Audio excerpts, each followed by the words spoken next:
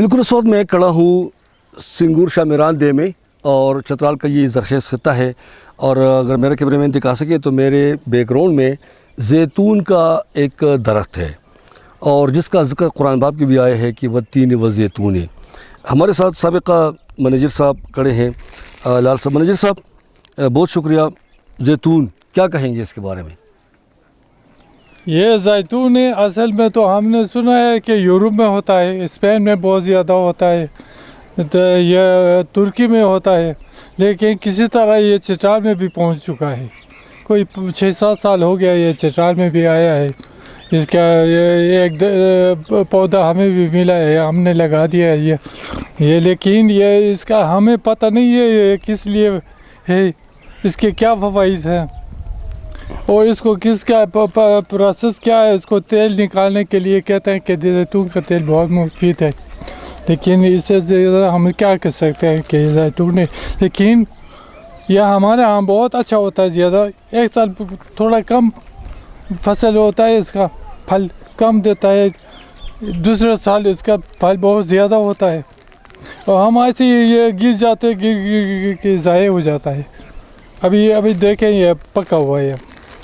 اچھا منیجر صاحب، آپ زمینداری بھی کرتے ہیں ریٹائرمنٹ کے بعد، آپ یہ بتائیں کہ جو چترال کی زمین ہے یہ زیتون کی فصل کے لیے، پودے کے لیے، درخت کے لیے کیسا ہے یہ زمین، یہ علاقہ؟ جس طرح آپ دیکھ رہے ہیں نا، یہ کیسا بڑھ رہا ہے، سالانہ بڑھ رہا ہے، اس کے حساب سے یہ موزون جگہ ہے۔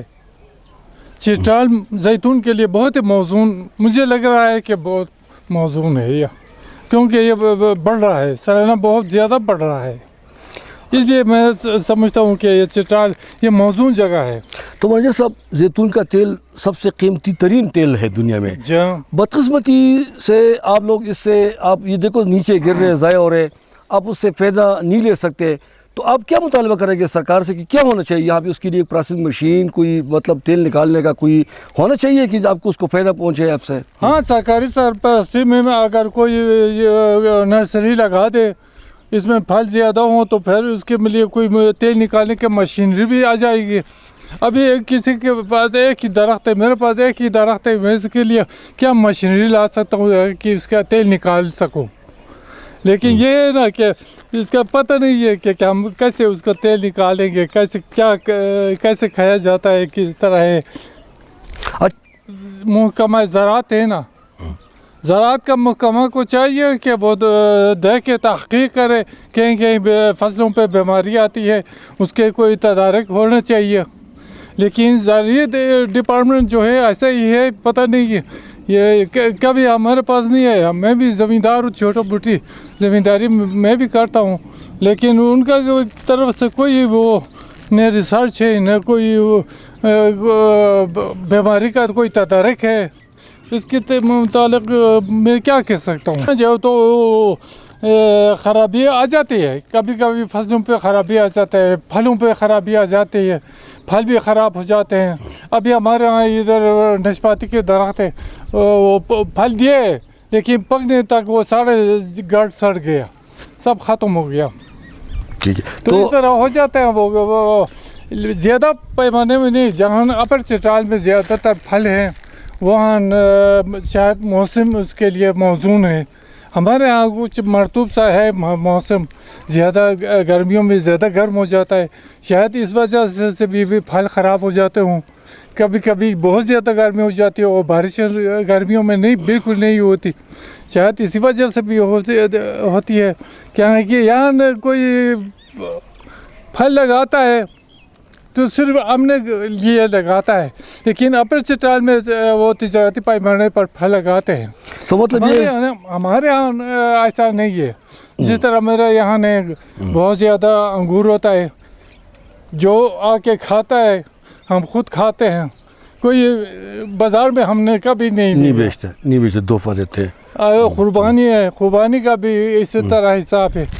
ابھی جب پک کے آخر تک ہم نے درخت سے اتار کے کھا لیا، لیکن ابھی بھی سوکھے ہوئے وہ درخت میں ہیں، ابھی بھی ہیں۔ تو اگر یہ سڑکیں بہتر ہو جائے چترال کی، تو یہ फ्रेश फ्रूट, ड्राई फ्रूट और ये सब्जियां बर वक्त बड़ी मंडी तक पहुंच सकती है पहुंच सकती है, बिल्कुल। और लोगों को पहुंच फायदा भी हो सकती सकता है। फायदा भी हो सकता है, हो सकता है। बिल्कुल। ज़्यादातर अगर सरपरस्ती सरकारी ज़राई डिपार्टमेंट की तरफ से सरपरस्ती हो जाए, जहाँ जहाँ ज़मीनें मौजूद हैं उसके लिए। एक ये है कि हमारे यहाँ पानी की किल्लत है, पानी बहुत कम है, बमुश्किल बस ये पौधे जो हैं जिंदा रहते हैं, पानी की किल्लत है। नीचे दरिया बह रही है और दूसरे ये सिंगूर से नीचे दरमियान से नीचे जो है पानी है, लेकिन हमारे यहाँ इधर अभी देख रहे हैं वो सारी ज़मीनें पड़ी हुई हैं, यहाँ पानी की किल्लत है। पानी की किल्लत।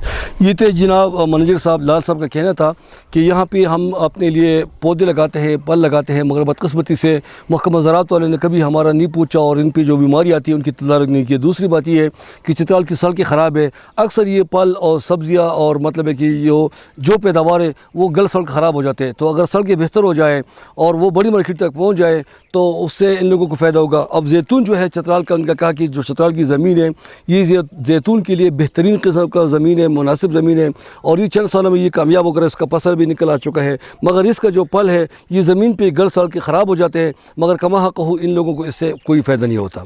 जी।